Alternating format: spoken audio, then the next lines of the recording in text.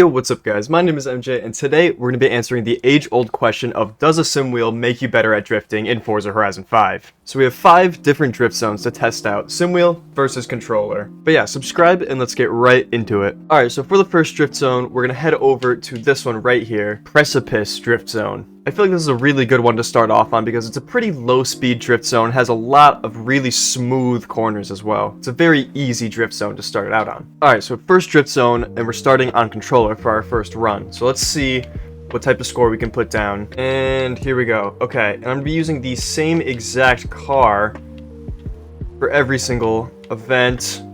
Hang on, I gotta lock in here. It's really hard to do commentary and also try to get the best drift pass that you can possibly get at the same time. But look at that line, that was kind of sick. Okay, we're a little off the road, but we're at 70k points so far. Don't spin out. Okay, that wasn't that bad. 110k. Come on, give me 120 at least. Okay, we got 120. 123, 612 is our final score. But now it is time to plug in the sim wheel and do a pass. Click it left to start. Click it right. Okay, oh, I think I'm going too fast. Oh, we almost spun it there, but we saved it. Second gear. Nice. Very smooth. Transition. Almost spun it there, but we caught it. Hang on.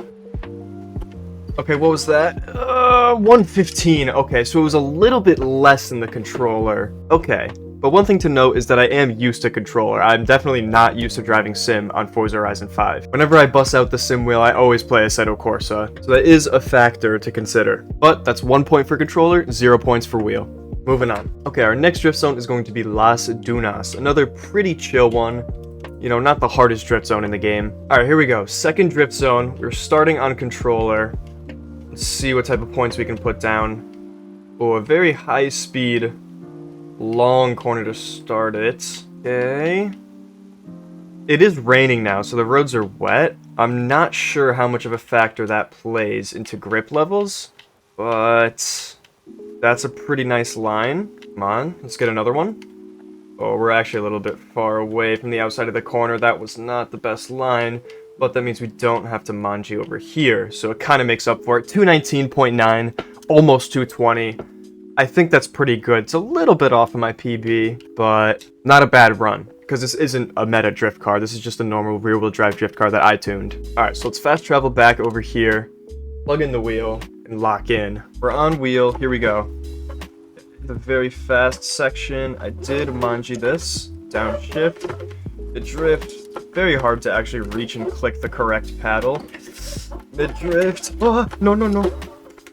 Okay, we're good. That actually wasn't too bad. The car is very smooth. Look at that angle. Oh, too much angle. What did we get? 220? Oh, 209 is all we can get on wheel. I mean, I think that was a little bit closer than the last drift event, but still, controller takes it. 2-0 controller. Yeah, I feel like the thing about controller is that you can turn your wheels all the way, full lock, either direction, instantly. So what I'm trying to say is you can bring your steering all the way left to all the way right, essentially instantly, within some milliseconds on controller. But, you know, on the wheel it takes, you know, like a second or two to get full lock either direction. So I feel like controller does have a little bit of an advantage. And there's also the fact that I'm just used to controller over wheel on Forza. But it's actually been fairly close. We've only been like 10,000 points off. I guess we'll do polytunnels. That'll be our third drift zone. Alright, doing our controller run on polytunnels. Here we go. I'm actually top 1,000 on this drift zone, so I know exactly what I'm doing here. Oh, wow. You know, I'm top 1,000 with a meta all-wheel drive drift tune. It's considerably different driving it rear-wheel drive, I must say. Oh yeah, nice. Yeah, that's a nice line. What you want is as much speed and as much angle as possible throughout the entire drift zone, because that is what it's counting.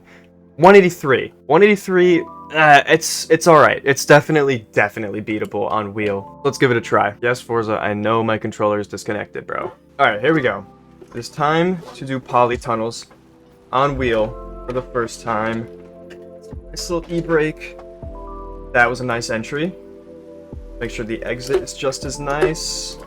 Okay, it was decent. At least we were able to take the double apex on this turn. That was pretty decent. Just gonna make sure not to spin out. Up to fourth. Come on. What did we get? Like 180 something? Come on! Oh. I missed the checkpoint. I missed the checkpoint. But it was like 181. That was close. I guess I'm gonna run it back.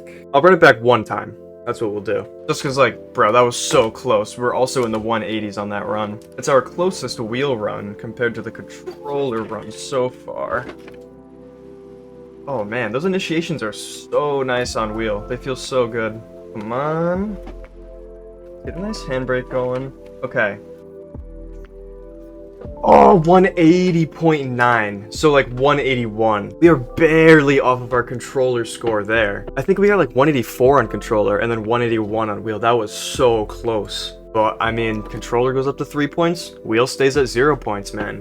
Although that was pretty close. Oh, let's do the really, really short drift zone right here. That is a very difficult drift zone. We'll see if I can get more points on wheel or controller, but either way, it's not going to be good. This is genuinely the hardest drift zone in all of Forza Horizon 5. For the one fact that it's the shortest drift zone by far. Like, it is literally one double apex turn. That's the whole drift zone. Alright, but we were approaching it on controller. Let's see. Get a nice entry. Okay, make sure we get a lot of angle through here. Gotta maximize the road.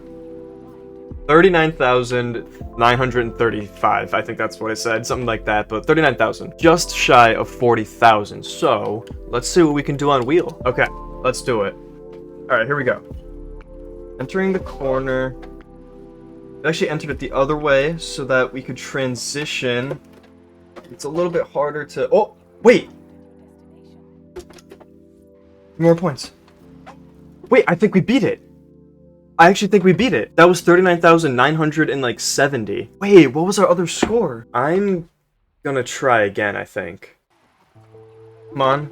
Oh, it was like the same score. Alright, you know what? We're just gonna call it a tie. Whatever. So, 4 points controller, 1 point wheel. I guess we'll do one more just to see if wheel has any chance. Ooh, let's do this one, the 2 hairpins. Just ended off on a pretty difficult drift zone. Alright, starting on controller, as always. Here we go. Into the drift zone. Try to make sure we get all the speed and all of the angle possible. Grip the e-brake now. That e-brake grip was a little early, I think. Yeah, it was definitely early. We did not maximize the entire road there. You want to go all the way to the edge of the road if possible, because then you're getting the maximum amount of points. Okay, we were able to points max the middle there pretty decently, I think. Another hairpin. Oh, we almost spun it. Okay, we're okay, we're okay, we're okay. Come on, 150k. There's like 2 turns left. I just can't throw. I think I'm gonna pull the handbrake now. Nice, good timing on that handbrake. Oh, okay, 214, 217. Oh wait, it ends a little further than I thought. Wait. Alright, it was 224. I'm gonna count that. It was 224.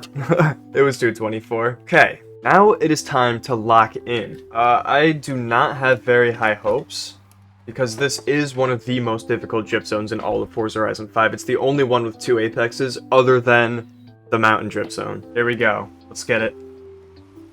First corner. Speed and angle, baby. Speed and angle. Speed. Let's get a nice handbrake timing. And we almost spun it there. Oh my god. Okay, I remember I had to do an extra manji here on controller. Try to points max this as much as I can. Okay, the other hairpin. Oh my god. Why was that the most perfect corner I've ever taken in my entire life? And that one. Oh my god, the exit on that corner was amazing. Hang on. Don't throw. Don't throw. Ah, I'm throwing. Chill.